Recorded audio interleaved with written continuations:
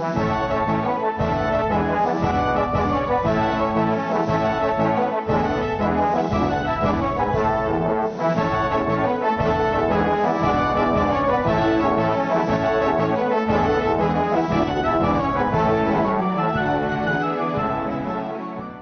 tardes, muchísimas gracias por haberme invitado a esta ciudad que conocí en juventud. Pero claro, en un tiempo en el que todavía la aljafería no estaba funcionando como tal, es decir, no lo habían restaurado, ¿no? O sea, hace tiempo esto. Pero Zaragoza es un nombre que representa para todos los españoles un depósito de dignidad y de vergüenza, que no siempre, de valores cívicos y de colectividad nacional, que desgraciadamente no se ha respetado históricamente mucho en los pasados 30 años y que ha encontrado graves resistencias para manifestarse a lo largo del tiempo. Muy singularmente en el siglo XIX nos enfrentamos a dos guerras civiles siniestras. Bien, después de haber hecho el elogio de la ciudad, que es lo canónico, me gustaría darles a ustedes también otra cosa que es canónica, una cantación de benevolencia, porque por mucho que yo quiera iluminarles a ustedes, pues yo no soy Iberdrola, entonces mis medios son limitados. ¿Se ustedes cuenta de que el eslabón más débil siempre en una conferencia es el sonido? O sea que no hay que asustarse. Bueno, vamos a ver. Es imposible que una cosa tan grave como esta se pueda resolver en un PowerPoint de 45 minutos. Pero vamos a ver si les doy a ustedes una idea, aunque sea aproximada, de cuál es el estado de la cuestión. Y he escogido esto, como podía haber escogido cualquier otra cosa, porque realmente es que hablarles a ustedes de la gran estrategia digamos, del mundo, sobre todo de los Estados Unidos, es que es muy largo y complicado. Si hubiera aquí, en la Universidad de Zaragoza, una facultad de Relaciones Internacionales, pues esto sería objeto posiblemente de un trimestre como mínimo. En fin. Bueno, vamos a ver si empezamos. Lo que he escogido yo es la conferencia compara la España del siglo de oro, o de los 150 años mágicos de España, con lo que está haciendo ahora Estados Unidos. España luchó por mantener un orden no injusto, sino obsoleto, con gran inversión de dinero, de hombres, e incluso de reputación, que llega hasta el día de la fecha, la mala reputación que tenemos entre los protestantes. Y me parece que los Estados Unidos están haciendo algo parecido, están tratando de mantener un orden que no es ni bueno ni malo, sino simplemente obsoleto. Y lo están haciendo con todos los agravantes del caso, porque ya se les ha dicho que no es así. Se les dijo desde el día 1, en el que se hundió la Unión Soviética. Bien, bueno, empezamos. Vamos a ver si entendemos esto, o lo entiendo yo, ustedes no, vamos a ver. Aquí tenemos escogido el desprendimiento de Van der Weyden, que es una obra maestra del arte flamenco, para que vean ustedes qué pasa con España. Uno de esos grandes cambios que configuran Occidente. España se hace Habsburgo, lo mismo que luego se hará Borbón. El hecho de hacerse Habsburgo pues va a tener consecuencias enormes para todo Occidente, toda la historia de Occidente. Entonces, va a luchar durante 150 años por una cuestión, por una manera de ver el mundo que está obsoleta. La unidad espiritual, que es el Papa, el papado, y la unidad política, que es el emperador. Se enfrenta a medio mundo, tiene, a pesar de algunas victorias gloriosas que están en la historia, cuya representación pictórica está en la historia del arte, sin embargo, finalmente termina por ser derrotada en la batalla de Rocroi. Primero viene la cuestión militar. Aquí ven ustedes el cuadro de Dalmau, una visión un poco heroica, ¿no? Y finalmente, aquí tienen ustedes el Tratado de Versalles. Es Francia la que impone ese nuevo orden, que es el que dura hasta hoy. Hoy, en todas las facultades de Relaciones Internacionales, le dirán a ustedes un Estado versaliano. Es decir, no obedece al Papa y no obedece al emperador. Cada Estado es pues de sí mismo, por así decirlo. Entonces, esto me parece a mí como la metáfora de lo que le está pasando a los Estados Unidos de América. Vamos a empezar diciendo qué pasa en 1945. En los Estados Unidos de América, en el año abril de 45, derrotan a la Alemania nazi, poco después derrotarán a Japón y se convierte en el minuto dorado, ¿no? Y entonces la ONU, crean la ONU, crean el Banco Mundial, crean el Fondo Monetario Internacional, hacen reposar toda la finanza del mundo sobre una única moneda, el dólar, contra la visión que tiene Keynes de que sea una moneda universal, que es el Bancor. Y más o menos, tal y como está entonces el mundo, de una visión muy esquemática, pero para las medidas son, en la ONU hay solamente 51 Estados miembros, Estados Unidos tiene la mitad de todo el PIB del mundo y Europa está arrasada. Si ustedes ven, si usted el cine, han visto, pues, si recuerdan, El tercer hombre, por ejemplo, pues ven ustedes una Viena que no lo reconocerían, está plana, no hay nada, o sea, absolutamente. Rusia se ha convertido en la URSS, ocupa media Europa y es francamente agresiva porque se constituye bajo principios radicalmente distintos a los de los padres fundadores americanos. Se constituye bajo los principios de las tesis de Abril de Lenin, que no son precisamente democráticas, es decir, son la minoría, pero todo el poder a los soviets. ¿Esto cómo se resuelve? La dictadura del proletariado, no hay otra manera. Entonces, por esa razón, los Estados Unidos se quedan aquí en Europa y crean la OTAN, que es un instrumento de presencia militar, porque lo vital es defendernos de la URSS. Y entonces crean esto. Y el propósito estratégico lo va a definir Loris May, que es el primer secretario general de la NATO, va a ser mantener a los rusos fuera, a los americanos dentro y a Alemania abajo. Down. Alemania abajo. Alemania down. Bien. África pues no existe, porque está sometida al dominio colonial. Asia también está sometida al dominio colonial. Y América Latina es víctima de la doctrina Monroe, que sigue hasta el día de la fecha. Porque, aunque este resulte esto sorprendente, cuando ustedes oyen a los americanos, a los políticos americanos, recientemente, no podemos tolerar zonas de influencia en el mundo, y te dicen, bueno, calma. Toda América Latina es la zona más grande de soberanía limitada del mundo. Está sometida a la doctrina Monroe, por favor. Vayan tomando nota. Bien.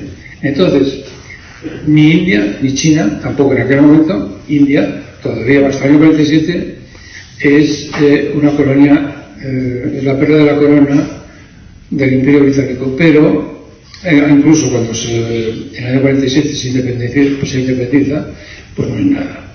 Y China, no hace falta decirlo, yo de niño recuerdo mandarle dinero a las misiones de China, papelitos de papel de plata.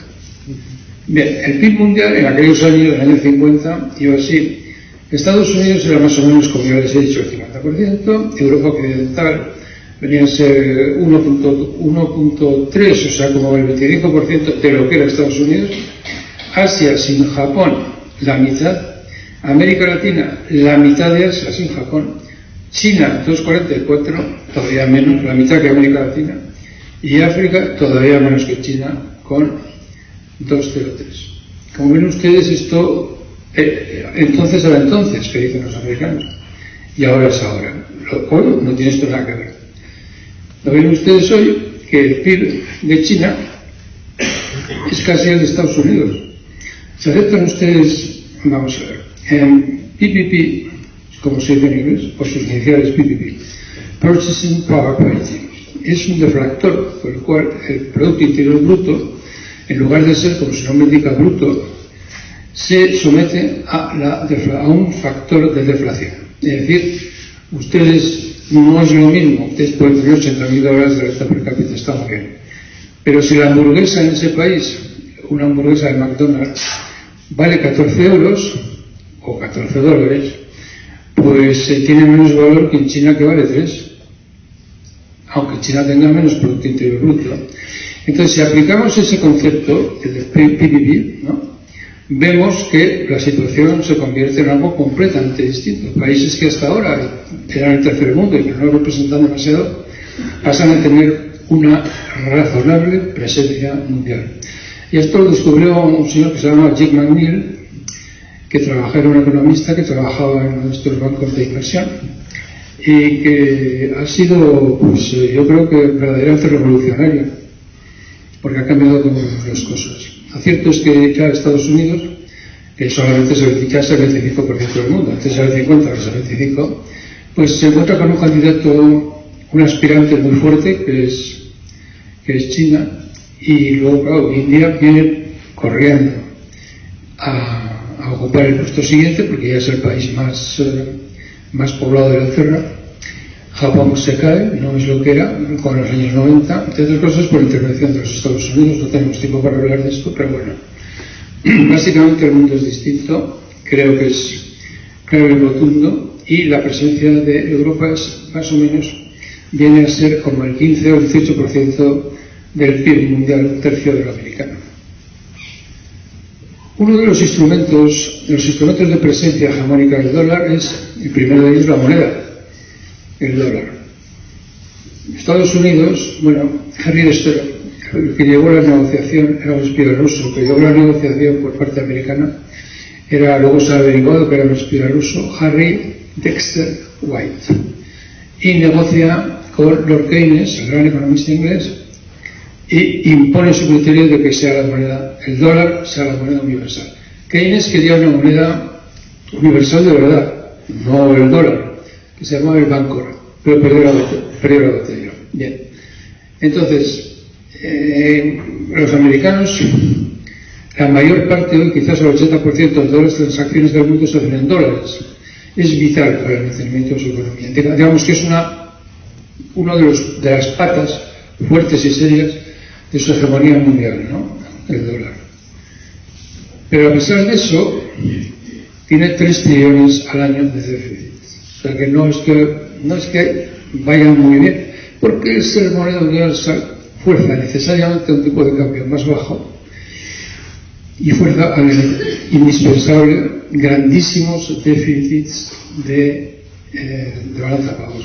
Tiene que haber grandes déficits porque si no, no hay dinero bastante para todos. O sea que es una bendición a medias. En fin, hasta ahora ha sido un compromiso. Tengo la impresión de que Trump quiere cambiar esto, aunque la verdad es que no sé cómo. Bueno, el otro pilar de la fuerza americana de la hegemonía son sus bases militares. No sé, son 650, 750, una barbaridad.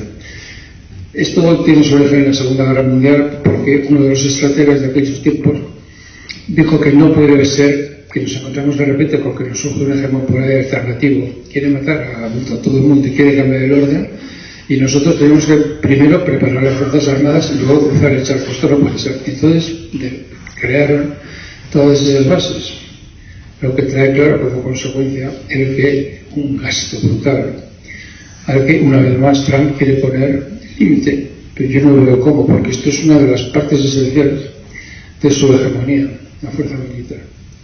Luego está la relación con nosotros, que también es parte de la hegemonía, pero yo quiero decir que con el comercio que tiene con Europa, ¿no? Porque nosotros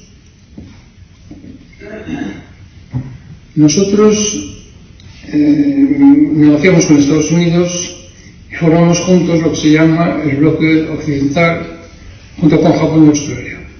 Pero la relación es asimétrica, porque ellos son uno y nosotros somos muchos. Es completamente distinto. Esto lo dijo un estratega americano que se llama Spackman, y no deberían ustedes de ser demasiado idealistas en lo referente a Estados Unidos, porque lo que nos une son los intereses. Y los americanos siempre han tenido muy claro que no les interesa en absoluto una Europa unida. Ustedes pueden pensar que, señor Barrio, por favor, ¿qué está usted diciendo? Esto es una barbaridad. Pero bueno, les voy a citar a Spackman. Hemos hablado de Spackman. Vamos a citarlo. Una federación, entre comillas, una federación europea no es una constelación de poder que los Estados Unidos deberían de favorecer. El equilibrio de poder, pero no el poder integrado, es lo que nos interesa. Desde el punto de vista de las políticas del poder, da lo mismo a largo plazo que el potencial económico y militar de una región que llega a estar integrada en una unidad única, lo sea por un proceso de conquista o por un proceso de federación. Los Estados Unidos son un peligro para los estados de América Latina por el simple hecho de su tamaño y de su poder. Bien, se dan ustedes cuenta de que si nosotros ahí, en lugar de hablar de interpretaciones, vamos a ponerle nombre a esto, ¿no? Pues quiere decir que da igual que la Federación Europea sea por Hitler, por Stalin o por De Gasperi y Adenauer. Da igual que sea pacífica o no pacífica. Lo dice Spykman con toda claridad, sabe muy bien lo que dice y tiene razón. Y ahora vamos a ir viendo cómo cambia el mundo. Que fue decano de la Facultad de Económicas de la London School of Economics, Danny Quah, ha basado su carrera académica en decir dónde está el centro del mundo. Pues el centro del mundo, ustedes lo ven por el mapa, estaba en el Atlántico Norte en los años 50. Y a medida que va pasando el tiempo, se va desplazando hacia el este. Es una especie de carrera hacia el este, como se decía en alemán, Drang nach Osten, ¿no? Y ahora está por Pakistán y por ahí, y sigue cada vez yendo más al este. O sea que ya la idea esta del Atlántico Norte pues está ya pasada de moda. Otra cosa importante es señalar la ausencia de los Estados Unidos, por eso viene lo de Groenlandia. La ausencia de los Estados Unidos en una parte del mundo muy importante, que es el Ártico. ¿Y eso por qué es? Porque la doctrina estratégica de los Estados Unidos de América desde el siglo XIX es que el Ártico es un vasto desierto de hielo que no sirve para nada. Pero claro, hay alternativas. Los chinos tienen otra estrategia distinta y lo ven de otra manera. Tienen un buen estado profundo, o sea, una buena burocracia. Se han dado cuenta de que poco a poco se les hiela el mar y que se está creando una nueva ruta alternativa a la que va de Rotterdam a Asia por Gibraltar. Es mucho mejor la ruta que va por arriba, simplemente porque tienen algo que los Estados Unidos no tienen. Tienen una administración que no cambia y una estrategia que va evolucionando. Ahí tienen ustedes las dos rutas. Una, llegar de Rotterdam a Shanghai por la vía de Gibraltar, o con un 40% de descuento llegar por el mismo sitio, pero por el Ártico. Esto es para marcarles a ustedes las limitaciones de la estrategia americana, ¿no? Ahí ven ustedes que la gran prioridad de los Estados Unidos de América, de siempre, es Eurasia. No tengo tiempo para dedicarme aquí a explicarles a ustedes por qué lo de Eurasia, pero en fin, esto lo inventó un geógrafo inglés, Mackinder, ¿no? Todos, desde entonces, todos siguen en lo mismo. Tienen ustedes el libro gratis en el internet, El Gran Tablero, de Brzezinski. Lo pueden leer, es gratis, incluso está traducido al español, no tiene ningún problema. Verán ustedes cómo dice que lo que importa es Eurasia, ¿eh? Que es lo que hay. Y mientras ellos están aquí preocupándose por Eurasia, los chinos están literalmente en otras geografías. Vean ustedes cómo lo que les preocupa a los americanos es extender la OTAN. Como si Rusia pues fuese la antigua URSS, que no lo es. Y ahí se van yendo hacia el este, como si esto fuera el centro del mundo. Pero ya es que ya no es el centro del mundo, ya lo han visto ustedes en Danny Quah, y creo que ya lo están ustedes empezando a ver en el Ártico, va por otro lado. Y entonces, este es un mapa muy interesante, es un mapa chino. Los mapas nunca son inocentes, no se equivoquen. Este es un mapa chino, y, como por casualidad, es un mapa vertical, y China está en el centro. China siempre se llama a sí mismo Chugua, el país del centro. Y aquí lo ven ustedes representado gráficamente. Ahí está. Esa cosa amarilla, esa cosa blanca abajo es la Antártida. Y esto les va a marcar la importancia enorme de la estrategia alternativa china. A China, Eurasia, la verdad, le importa dentro del orden. Pero lo que le importa a China, de verdad, es el mundo. No es Eurasia, no es un trozo del mundo, sino el mundo como tal. Es del que ellos son el centro, que es lo que se proponen volver a ser el imperio del centro, como lo fueron en la Edad Media. Esta es otra cosa, claro, nosotros Como es lógico y natural, no lo hemos estudiado hasta ahora, que empieza a extender China, y empezamos a estudiarlo, ¿no? En la Edad Media, el centro del mundo era China e India, y quieren volver a eso. Es así de sencillo. Estados Unidos no lo ve así de claro, tiene una visión militarista y sobre todo centrada en las aguas, bueno, en la tierra de Eurasia. Inevitablemente perderá, está perdiendo, no tiene arreglo. Bien, me interesa mucho, he escogido esto, es original, es compararles a ustedes cómo se han portado los chinos con Islandia y cómo se comportan los americanos con Groenlandia. Los chinos para entrar en el Ártico, que siempre han querido entrar en el Ártico, pero no podían porque no son frontera con el Ártico, por consiguiente no es su geografía, está un poco lejana, ¿no? Pero ellos lo pensaban. ¿Y cómo lo consiguen? Bueno, pues realmente es ejemplar, ¿no? Se produce la crisis del 2008, ese descalzaperros total, que a día de hoy todavía hay gente muy importante que ha sido incluso presidente de la FED que asegura que no sabe por qué se produjo. No sabemos por qué se hundió medio mundo, no sabemos. Bueno. Entonces ellos ven que Islandia se ha hundido en la miseria, porque Islandia participa, lo mismo que España, de esa alegría, no que Irlanda, de esa alegría descontrolada y luego iba a acabar mal, ¿no? Y entonces ellos van allí y sin hacer preguntas les dan dinero. Claro, esto es una cosa, es una forma de hacer. Comparen ustedes con los americanos. No solamente los americanos no dan dinero, sino que te llevan a la ruina, como les llevaron. La política americana arruina a Islandia, su descontrolada finanza, sobre lo cual hay películas interesantísimas, documentales interesantísimos. Su descontrolada finanza les arruina. Y llega China entonces y sin hacer preguntas ni nada, ¡pum!, da dinero. Y luego se enfrenta China, pero sin golpes y sin tiros, de ninguna manera. Con una buena política se enfrenta a la Unión Europea. Porque nosotros habíamos ido a Islandia y les habíamos dicho que nos dejara pescar en sus aguas.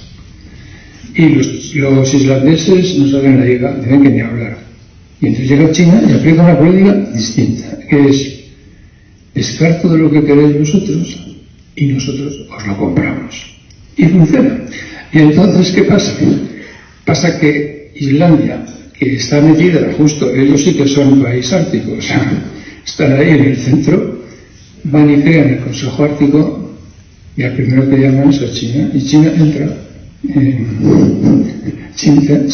en el Ártico de esa manera a largo plazo. Digamos, en el 2008 lo hacen por primera vez y ya en el 2013-2014 ya han entrado en el Ártico.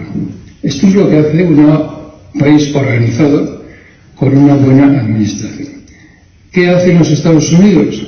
Alarmados al ver lo que está sucediendo en la primera legislatura de Trump, mandan ahí a dos políticos, mandan a Pompeo, son los dos que están aquí, Mike Pompeo, el otro son, a ver quiénes son, sí, Pence. Mandan al vicepresidente Pence y a Pompeo, que es el secretario de Defensa, en el 19. ¿Y qué dicen? Están preocupadísimos. Los rusos están entrando en el Ártico. China, ¿qué es esto? Hay inevitablemente la militarización, la guerra. No saben hacer otra cosa. Comparen usted y entonces Trump dice, me quedo con Groenlandia. ¿Se dan cuenta de la diferencia que hay entre los dos países, las dos hegemonías, el aspirante y el que ya es, y el que es el campeón? Por esta razón yo no tengo ninguna duda de que China va ganando, salvo que la bombardeen militarmente con bombas atómicas. Estoy convencido de que gana. Por lo menos, hasta ahora por lo menos. Es claro, sus instrumentos de colocación de activos son muy superiores a los americanos, a quienes solo les preocupa el aspecto militar de la hegemonía, lo cual aquí, como ustedes ven, no tiene ninguna violencia. Los chinos, estando mucho más lejos del Ártico, porque los americanos tienen costa ártica, estando mucho más lejos que ellos, han conseguido entrar. Y no solo eso, sino que está a partir de un piñón con Islandia, han firmado ya acuerdos de todo tipo de condición, porque también hay que decir, no se lo he dicho, sobre ahora, ¿qué es lo primero que ha hecho China? Firmar un tratado de libre cambio con Islandia. Y esta es la historia que me sirve para decirles a ustedes, lo he utilizado como metáfora, de cómo se comportan en los asuntos del mundo los chinos y los americanos.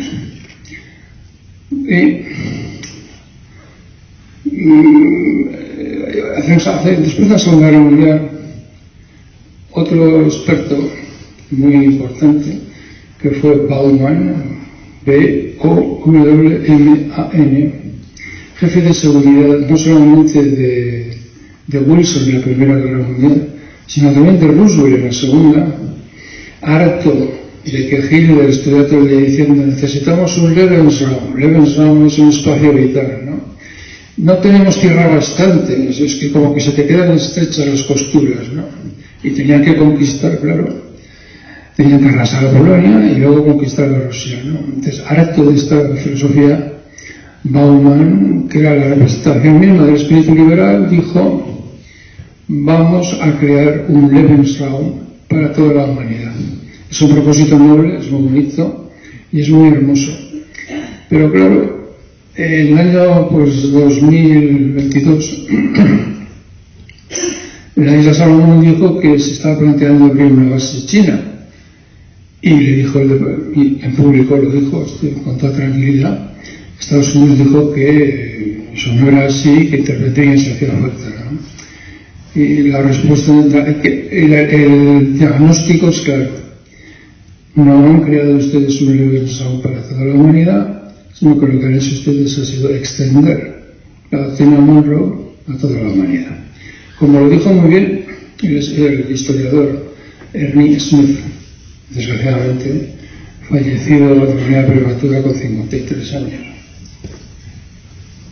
Vamos a ver ahora cómo ese sistema, esa lucha que hay entre Estados Unidos y el ascenso de China, se va manifestando en diversos cracks. ¿Cuáles son algunas de las roturas que consigue China frente a Estados Unidos? El 5G, por ejemplo, el nuevo paradigma del Internet es chino, no es americano. El programa espacial, pues han sido capaces de lanzar un cohete a la cara oculta de la Luna y vuelta. La Universidad de Tsinghua ya es mejor que el MIT. Esto es difícil de demostrar, pero parece ser que esto es lo que dicen, ¿no? Los coches eléctricos son más baratos y además no tienen combustión espontánea. Los teléfonos, es una historia bastante complicada. Los teléfonos, los Estados Unidos prohibieron, por no saber otra cosa, prohibieron la exportación a Holanda y a TSMC de Taiwán de, ¿cómo se llama?, de chips de última generación para que hicieran teléfonos. A los chinos esto no parece que les preocupase mucho. Invirtieron 400.000 millones de dólares y salieron al mercado con un nuevo teléfono, que es el Huawei, que tiene capacidades satelitales. Es decir, que usted lleva su móvil aquí y está usted en el desierto de Atacama, que no hay cobertura ni nada, solo puede usted hacerlo por satélite y con ese teléfono, naturalmente, a razón de $5 el minuto, pero bueno, pueden ustedes hablar por teléfono. Un breakthrough tecnológico importante, ¿no? Es importante señalar una estadística que habitualmente no se toca: patentes y marcas. El doble de presentación de patentes y marcas de los Estados Unidos de América y 5 veces el número de robots industriales. Hay campos enteros que son dominio chino, no solo el coche eléctrico, sino, por ejemplo, aunque les parezca mentira, los drones que corren por Ucrania y por etcétera, son todos chinos. Los americanos están planteando abrir alguna fábrica, pero estamos esperando que hagan. Y finalmente quería,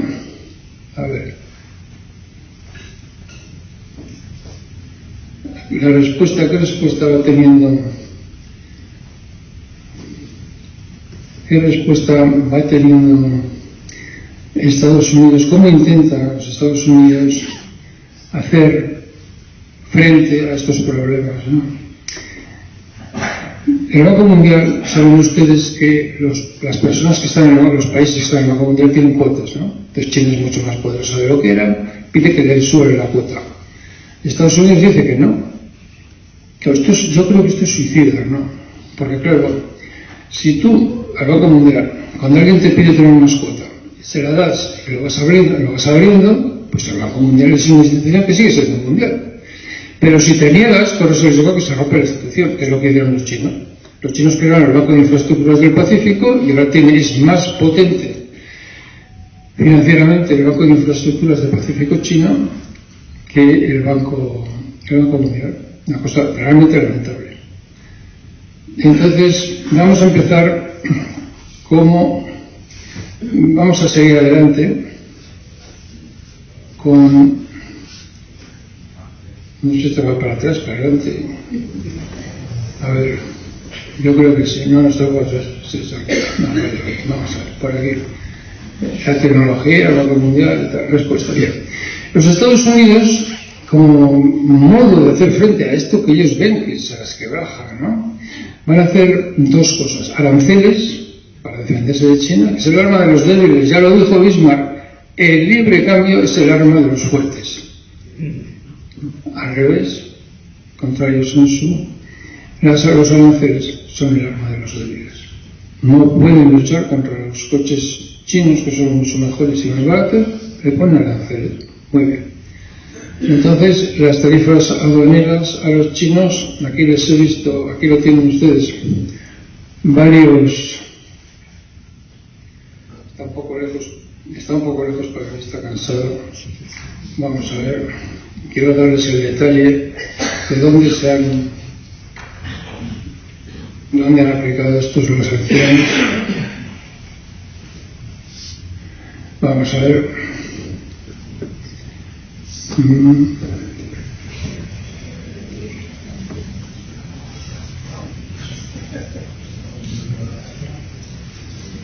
Las tarifas aduaneras chinas son vehículos eléctricos, baterías, semiconductores, acero, aluminio, minerales raros, células solares, grúas de barco a tierra, productos médicos, 300.000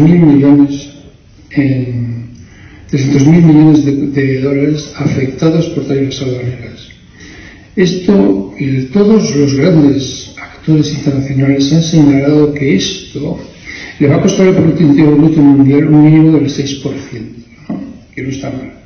Y a eso tiene usted que añadir otra cosa distinta, es un nombre un poco raro si ustedes no son especialistas, el friendshoring. Es decir, cuando ustedes tienen un pedazo de, no sé, un mineral y lo quieren convertir en pasta de vidrio, pues ustedes escogen el lugar donde lo van a hacer mejor. ¿Quién lo hace mejor? Pongamos por caso, Azerbaiyán. Pues llevan ustedes ahí los minerales para que Azerbaiyán les haga ustedes pasta de vidrio. Luego el siguiente paso es hacer la placa de vidrio como tal. ¿Quién hace eso mejor? Pues Ucrania. Pues le llevamos a Ucrania. Eso se llama la cadena de valor, ¿no? Vas tú incorporando valor al producto y lo vas haciendo en el lugar del mundo donde es más interesante por razones económicas. Los americanos han dicho que no. Eso es lo normal. Y aquí hay que hacer otra cosa distinta. No es offshoring, tenemos que ir a un friendshoring. Hay que hacerlo con los amigos. Claro, esto económicamente tiene consecuencias, porque si cuando mejor te lo haces en Azerbaiyán, pero Azerbaiyán es tu enemigo y lo tienes que llevar a Armenia, que lo hace peor, pues lo llevas mal. Y en esto están los americanos. Es que no tienen otra forma de hacerlo, no saben qué hacer. Vamos, yo la respuesta a esa la doy. Tienen que hacer un reset de todo lo que son los Estados Unidos como modelo productivo, pero no lo van a hacer. Y como no lo pueden hacer, recurren a estos que en la época clásica española se llamaba arbitrios. A ver cómo arreglamos esto sin poderlo arreglar, ¿no? Y yo creo que una cosa muy importante fue el artículo o la entrevista que le hicieron a un gran hombre de negocios japonés, que fue Okafuji, Masahiro Okafuji, el 5 de abril del 23. dijo que Frank Soren, o sea, basar una cadena de valor en las amistades políticas y no en los valores económicos, era una barbaridad. Y fue muy importante desde el punto de vista de lo que es el dominio del mundo, porque el Financial Times es el periódico de la élite global. Entonces, la señora, la mujer, que le hizo a Okafuji la entrevista, voló desde Londres hasta aquí para hacer una entrevista y se la hizo. Para mí esto fue muy claro. Es decir, si el mundo estuviera organizado por los criterios del Financial Times, es decir, el capitalismo puro y duro, lo que hacen los Estados Unidos de América no tendría pase. Esto está totalmente influenciado, el capitalismo americano está influenciado por razones de orden político y estratégico interno, de no querer modificar el sistema, porque no pueden. Porque no pueden. Y una cosa que me interesa mucho señalar es que cuando les prohíben a los chinos, que les ponen todas estas trabas, los chinos han contestado haciendo una cosa que ha tenido graves consecuencias geopolíticas. Han prohibido la exportación a los Estados Unidos de minerales raros. ¿Cuál es el mayor depósito de minerales raros del mundo? ¿Dónde está? ¿Les suena? ¿No les suena? ¿Alguien lo sabe? A ver, el señor de la barba. Groenlandia, sí. Póngase usted la estrella. Sí. Héroe del día. Efectivamente. Claro. No solamente no estamos en el norte, sino que además necesitamos las tierras raras que no tenemos porque le hemos sancionado a China. ¿Pero por qué sancionáis a China? Por Dios. Vamos a ver. China está ascendiendo económicamente, pero eso no es un peligro existencial geoestratégico, es un peligro económico. No lo veáis como una declaración de guerra, no hay forma. Lo ven como una declaración de guerra, le aplican sanciones, los chinos contestan no dejándoles exportar, no exportándoles materiales raros, y entonces, ¡plas! Llega Trump y dice, me quedo con Groenlandia. Pero me quedo con Groenlandia como Hitler se quería quedar con Rusia. Ojo, aquí no hay democracia ni nada. Esto es power politics, política de poder de Benson, puro y duro. Se acabó la historia esa de Estados Unidos potencia amistosa y potencia democrática. Para nada. De ninguna de las maneras. Y la otra arma son las sanciones. Sanciones a Rusia. Y guerra con Ucrania para desangrarla, que tampoco veo yo por qué tenía que hacerse esto. Es una cosa que me sorprende muchísimo. Y esto va contra el parecer de Henry Kissinger. Henry Kissinger no es que sea precisamente un demócrata perdido, es el responsable del golpe de Estado de Chile, ¿no? 70 millones de dólares sirvieron para arrasar la democracia más antigua de América Latina. Bien, Kissinger lo dijo. Si se pone una Ucrania contra la otra parte de Ucrania, les espera la guerra civil. O sea, nosotros, dijo, hablando de Estados Unidos, que somos ya un país establecido, tenemos que hacer lo posible para unir el este y el oeste. Que se lleven bien, que sea una unidad coherente y armónica. 5 de marzo del 2014, Washington Post. Se lo pueden leer ustedes, todavía está accesible en internet. Bien, ¿qué hacen los americanos? Montar el golpe de Estado del Maidán, que es lo contrario.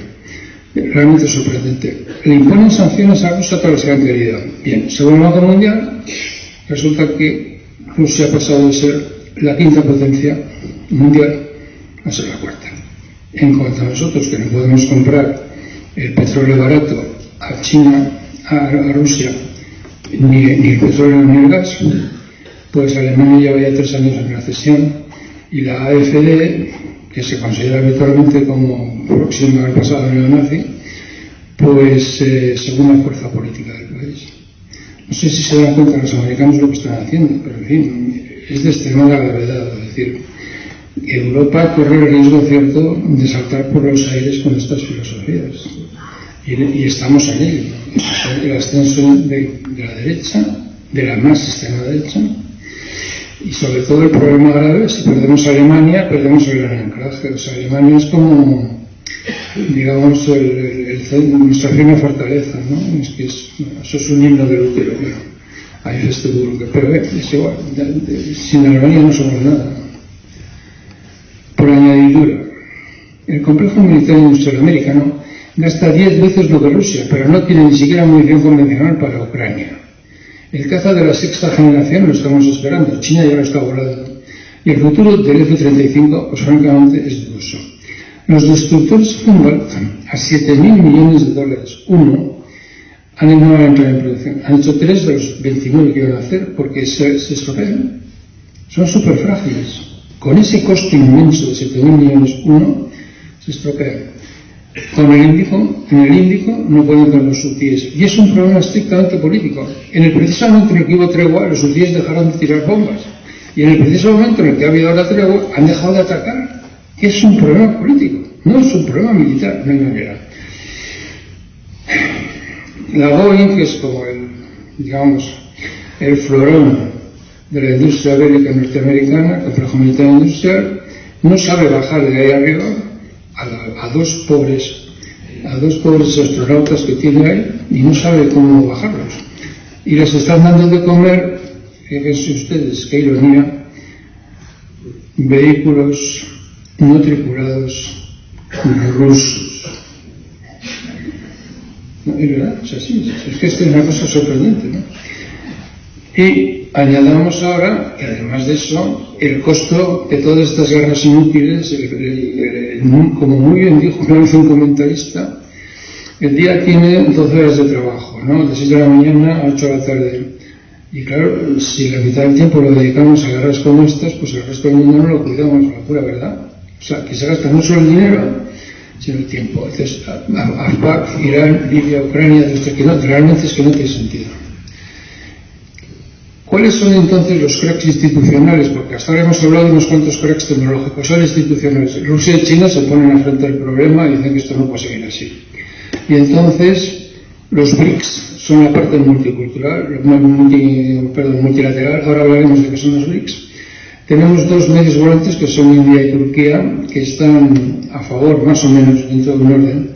No son una cosa mezcla, no son lo que dice Rusia, pero tampoco son lo que dice Estados Unidos. Luego tenemos la ONU e Israel, la ONU ya, ¿cómo se dice? La Corte Penal Internacional ha emitido un mandato de arresto por Netanyahu y por el ministro de Defensa, que es Gallant. Y finalmente se ha creado la Organización de Cooperación de Shanghái. Esto suena bastante más exótico, pero si ustedes suman los BRICS rusos y la OCS, la Organización de Cooperación de Shanghái, con sede en Shanghái, pues ya ven ustedes que es la manera de negarle a Estados Unidos su presencia en Eurasia, en el corazón mismo de lo que es Eurasia. Vamos a explicarles a ustedes que de los BRICS, pues como ya les he dicho antes, que Jim O'Neill es un economista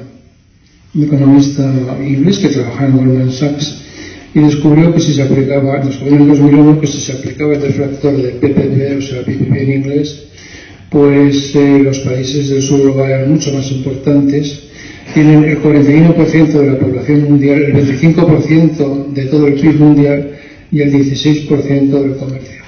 En el año 2010 arranca con solo Brasil, Rusia, India, China y Sudáfrica, pero el motor es Rusia. Van incorporándose Egipto, Etiopía y Emiratos, pero ahora vienen más. Vienen Brasil, China, Egipto, Etiopía, India, Irán, África del Sur y Argentina. Se ha salido, Arabia Saudita lo está estudiando. Luego tienen también otros que sin ser completamente parte de los BRICS son partners, no sé cómo se dice en español, socios. Y tenemos aquí a Argelia, Bielorrusia, Bolivia, Cuba, Indonesia, Kazajstán, Malasia, Nigeria, Turquía, Uganda, Uzbekistán y Vietnam. Tailandia ha dicho que se propone solicitar el ingreso. Es una alternativa al G7. Las proyecciones son que para el 2050 las 6 economías dominantes serán Brasil, Rusia, India, China, México y China. O sea, y repito, Brasil, Rusia, India, México y China. Como ustedes ven, esto se parece bastante poco al panorama que tenemos ahora. Rusia y Brasil serán poco menores que China e India y el PIB de toda Asia será como el de Brasil. O sea que tienen ustedes, los más jóvenes de ustedes, tienen que irse preparando para un futuro a medio plazo que se parece bastante poco a este, y en el que la hegemonía tal y como la entienden los americanos a base de bases y sanciones y tal, no tiene ningún porvenir. Las instituciones de los BRICS son el nuevo Banco de Desarrollo, que está en Shanghai, que es equivalente al Banco Mundial, un equivalente del Fondo Monetario Internacional, que es el CRA, el Contingent Reserve Arrangement, no sé cómo decirlo en español, y el resto son reuniones periódicas. O sea, está como haciendo, es una especie como de alter ego de contrafigura o doppelganger de lo que es el orden mundial organizado por Estados Unidos, ¿no? Entonces, falta bastante. Lo que es más exótico, y quizás ustedes no hayan oído hablar de ello, por los BRICS es más conocido, ¿no? Lo leen en los periódicos y tal. Esto ya es algo que se sale de nuestro mundo un poco. Es la Organización de Cooperación de Shanghai. Es muy importante y surgió en el año 2003 o 2004. Yo estaba ahí, yo estaba en Shanghai. Entonces, es una organización que sobre todo se fija más que en la economía y en las instituciones, en los aspectos institucionales estratégicos como los BRICS, se fija en la seguridad. Luchar contra el terrorismo, contra el extremismo, es un vehículo para que los chinos luchen contra los problemas que tienen contra los uigures en Xinjiang, etcétera, etcétera. Pero también es un lugar para que Putin lo utilice como un púlpito. Miren ustedes lo que dice Putin, esto es importante para que entiendan más o menos la filosofía que está aquí. Ya vemos claramente los defectos del monopolio en la finanza mundial y la política, a dónde conduce la política de egoísmo económico. Para resolver el presente problema, o sea, esto es una estocada a Estados Unidos de América, claro. Para resolver el problema ahora mismo, Rusia tomará parte para cambiar la estructura global financiera, de tal manera que garantizará la estabilidad y la prosperidad del mundo para asegurar el progreso. El mundo está esperando la emergencia de una situación geopolítica diferente, con la emergencia de nuevos centros de crecimiento económico y de política influencial. Vamos a ser testigos, a tomar parte de la transformación de la seguridad regional y global, y vamos a crear arquitecturas de desarrollo adaptadas a las nuevas realidades del siglo XXI. Entonces aquí los que forman parte, claro, ya están más al este, son Bielorrusia, China, India, Irán, Kazajstán, Kirguistán, Pakistán, Rusia, Tayikistán y Uzbekistán. Ya ven ustedes que eso es la parte asiática de Rusia, ¿no? Mientras que como socios están Armenia, Azerbaiyán, Bahrein, Camboya, Egipto, Kuwait, Maldivas, Myanmar, Nepal, Qatar, Arabia Saudí, Sri Lanka, Turquía y Emiratos. Están en Pekín, la sede central está en Pekín. No le han dejado entrar a los Estados Unidos de América, y Estados Unidos ha votado en Naciones Unidas contra el que a esta gente de la Organización de Shanghai se les otorgue estatutos de observador en la ONU. Interesante. Y también es muy interesante que Turquía quiere entrar ahí y Rusia no la deja. Porque, no sé si ustedes se dan cuenta, en los tiempos del Imperio Ruso, toda la parte asiática de Rusia se llamaba Turquestán. Se llama Turquestán porque todo lo que está ahí, menos Tayikistán, todos son turcos. Son pueblos túrquicos, Uzbekistán, Kazajstán, todo eso. Son pueblos túrquicos. Y son una alternativa a Rusia. Y los rusos no lo quieren. Para darles una idea de esto, ustedes van a Uzbekistán, están en Tashkent en el hotel allí, una noche de frío y tal, ¿no? Muy bonita, todo violeta de frío, está nevando, ponen ustedes la televisión y verán un culebrón turco sin subtítulos. O sea que la presencia de Turquía ahí en Asia Central es muy importante, y la verdad es que Rusia lo ve como una, digamos, como una competición que no les gusta. Bueno, ¿cuál es el resultado de toda esta pelea que mantienen China y Rusia, los BRICS, con Estados Unidos? Bueno, pues aquí es donde tenemos la guerra de Ucrania, claro. Los problemas que son muy graves. Una inflación global desbocada, que la practican, la conocemos todos los días, los ustedes al supermercado, y ven cómo está la inflación y cómo está, por supuesto, no solamente el supermercado, sino cómo está la gasolina en el coche, ¿no? Guerra en Europa, inestabilidad en Georgia, en Moldavia y en Rumania. Nos han echado de África. Occidente de África ha desaparecido. No queda nadie fuera, todos. Terrorismo institucional. Los americanos han volado el Nord Stream. El buque ruso Capitán Lobanov explota en el Báltico y el Ursa Major ha explotado en el Mediterráneo. Y se han cortado los cables de electricidad arriba, pero acaba de demostrarse que no han sido los rusos. Ha sido un accidente. Muy normal. Bien. En Medio Oriente cae Siria en manos de un ISIS que aparentemente es moderado, pero asombro total. Yo esto no tengo modo de explicarlo. Turquía ha dicho que tras liberar Damasco, lo siguiente es liberar Jerusalén. Claro, esto ya no sé qué decirles, no sé, no es que de verdad me supera decir que quieren eliminar los resultados de la Primera Guerra Mundial, ¿no? Porque ahí estaba el Imperio Otomano, saltó todo por los aires y se creó esos países que tenemos hoy, países árabes en todo el mundo. Bueno, pues por lo visto Erdogan no lo está con ningún cariño y se ha propuesto liberar a Jerusalén. Esto hace que el peor enemigo hoy de Israel sea Turquía. Es una situación geoestratégica por la que me disculparán ustedes, yo la verdad que esto no se lo puedo explicar, me ha pillado por sorpresa y no sé qué decir, ¿no? De verdad. Los Estados Unidos se apoyan ahora a Taiwán para montarle un Donetsk con una Ucrania a China. Dicen que se queda con Taiwán. No dicen que declararan la guerra, y atención, cuidado, ojo. No crean ustedes que si China entra en Taiwán le van a declarar la guerra mundial y va a ser la tercera guerra mundial, no es eso. Pero están moviendo los hilos para tratar de contener militarmente, claro, ¿no? el ascenso chino. No sé si esto les interesa mucho. Tienen dos instituciones, dos tratados con los cuales intentan parar a China. El AUKUS, que es un acuerdo militar entre Estados Unidos, Inglaterra y Australia, y el Quad, Japón, India, Australia, Estados Unidos. Pero ahora esto, interesantísimo. Aunque esto que les he dicho sea a ustedes les resulta un poco peculiar o extraño, ¿no? Resulta muy interesante con la llegada de Trump al poder. Trump se ha puesto en plan de matón con Canadá. Y Canadá, resulta que el jefe del Estado de Canadá es el rey de Inglaterra. No es Justin Trudeau, es país Commonwealth. Pero el jefe del Estado de Australia también es el rey de Inglaterra. Los Estados Unidos, su principal prioridad es hacer frente al ascenso chino. Y para ello, el núcleo de su presencia, la clave de bóveda, Australia.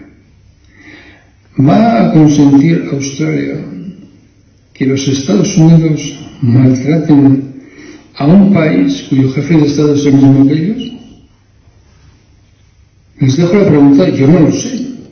Yo veo con toda sorpresa que Estados Unidos tiene una agenda redentista con Canadá. Y no sé muy bien cómo las consecuencias que esto pueda tener, pero creo que alguien debería decirle que eso puede poner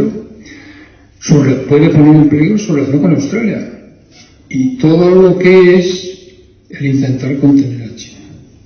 Ven ustedes con esto, supongo que aquí en Zaragoza, y les suena un poco extraño, ¿no? Pues son grandes cuestiones que puede parecer que a ustedes les pillan de lejos, pero cuando ustedes van a echar gasolina al coche, en vez de 55 euros por el depósito, pagan 67.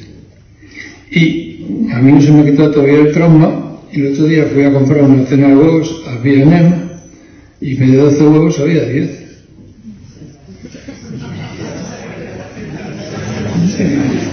Se ríen, pues yo no me río, yo me quedé traumatizado, dije, un 20%.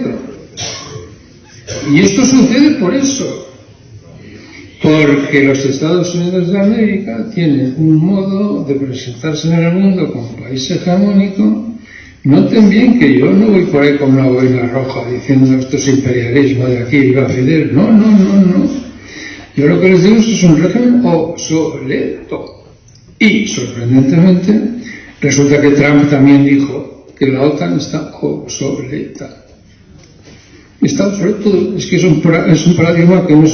Por eso les he dicho a ustedes que esto me recuerda a mí mucho a la España de los Habsburgo. Es decir, nosotros desesperadamente y tratando de mantener la unidad espiritual, la unidad política del Occidente, y que era imposible porque la historia va en otra dirección. Bueno, entonces, la India se niega, importantísimo, en reunión de Sumatra del G20. Se reúnen los 20 países más desarrollados del mundo en Sumatra, y hay el jefe de seguridad americano, Sullivan, convencido de que dominaba el mundo, nada más producirse la invasión o la operación especial, como le llama Rusia, y dice, bueno, hay que condenar a Rusia, que bueno, condenamos la invasión, pero sanciones no le ponemos. Tenían ustedes que haber visto la expresión no verbal, la cara de Sullivan, que puso. Se fue corriendo a Bélgica y le dijo al G7, sois el comité ejecutivo del mundo libre. Y entonces aparece el Financial Times, a quien hemos visto ya manifestándose en contra del friendshoring, va el Financial Times y dice, el G7 no sirve para eso. Y vuelvo a insistir, si el mundo estuviese regido por las reglas del capitalismo que manda, y el capitalismo de verdad, el del Financial Times, el de Adam Smith, no estaría haciendo Estados Unidos lo que hace. Es otra cosa distinta. Bueno, fíjense ustedes lo que sucede con la ONU y el aliado de referencia a Estados Unidos, que es Israel. O sea, tiene dos pleitos Israel. Uno con Irlanda por el genocidio. Sudáfrica y Irlanda se ha sumado a la demanda. Es por la Convención del Genocidio. 2. Y Israel ha cerrado su embajada en Dublín como consecuencia de ello. Y a continuación, el Corte Penal Internacional les persigue por actos contra la humanidad, emite comunicado contra Netanyahu y contra Gala, el ministro de Defensa. Y mientras tanto, Estados Unidos dice que no han cruzado el Estado de Israel no ha cruzado ninguna línea roja. Y todas las bombas que se han tirado contra los palestinos en Palestina, efectivamente, están pagadas por el contribuyente norteamericano. Todas. La ruina, en cuanto a Ucrania, el haberse escogido a sí misma como ariete en la pelea que mantiene la OTAN con Rusia, pues la ha devastado. Literalmente, yo no creo que ahora mismo tenga más de 25 o 30 millones de habitantes cuando tenía 52. Y no quería Rusia, no tenía ninguna pretensión territorial sobre Polonia o sobre Ucrania, y por esta razón se firmó la paz. No sé si ustedes saben que ¿cómo se llama esto? En Estambul se firmó la paz entre Ucrania y Rusia. Y llegó allí Estados Unidos y dijo, bueno, ¿y la OTAN dónde está aquí? Pues si Rusia no quiere territorio. Y no. ¿Y qué garantías tiene? La única garantía posible es la OTAN. Hacer la guerra, que vais a tener todo nuestro apoyo y vais a ganar. 66.000 millones de dólares después, ¿no? Ucrania está devastada. Y como elemento para que ustedes lo reflexionen, en el momento en el que empieza la invasión, solo el 24% de los ucranianos deseaban entrar en la OTAN. Lo que dice mucho sobre la diferencia que hay entre lo que es la política de poder y la democracia. Y ahora hemos hablado de los daños externos, de los daños externos que ha llevado a cabo esta especie de obsolescencia y el choque con la realidad del paradigma de la obsolescencia. Y ahora vamos a ir a los problemas que generan Estados Unidos mantener esto. Desigualdad social, o sea, índice de Gini, desigualdad social, peor que la de Rusia y de China.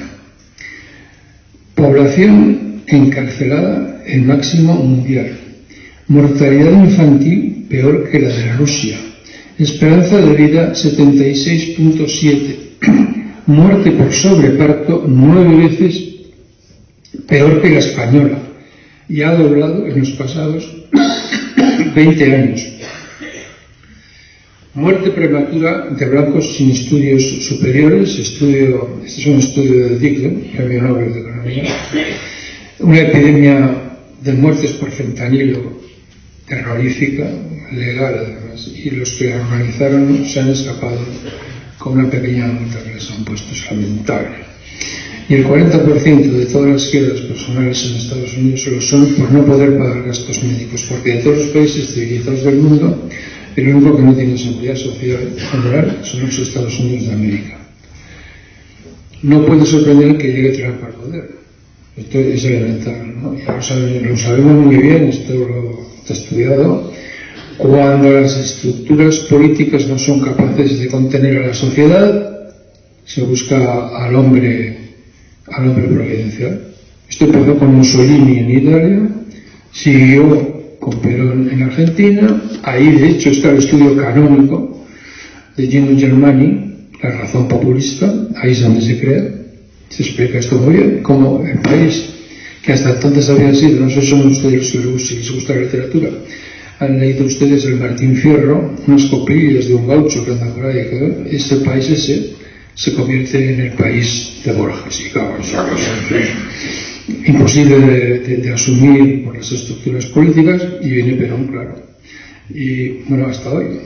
Entonces yo creo que el mundo necesitaría